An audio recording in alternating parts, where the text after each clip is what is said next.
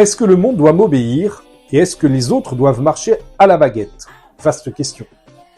Bonjour à vous les nouveaux couples. Aujourd'hui, on va traiter de la question et de la place de l'ego dans la relation amoureuse.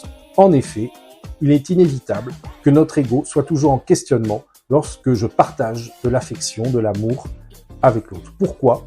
Parce que une relation, c'est toujours une mesure entre la personne que je suis, mes désirs, mes attentes, et l'autre, les désirs, les attentes de l'autre. Donc c'est mon ego versus l'ego de l'autre.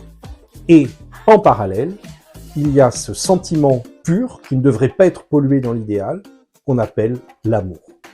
En effet, si je place l'ego au premier plan, même de manière inconsciente, je vais avoir tendance à vouloir le défendre, voire à imposer plus ou moins fréquemment ce que je souhaite vivre.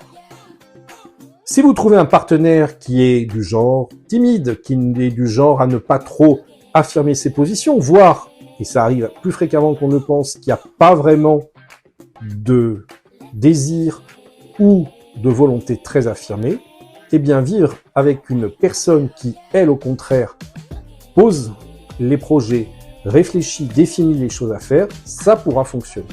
Mais si vous vivez avec un partenaire qui lui aussi a des idées, a des envies de faire des choses, de réaliser certains projets, eh bien vous risquez très rapidement de vous affronter d'ego à ego, quitte à perdre le lien magnifique que j'évoquais, qu'on appelle tous l'amour.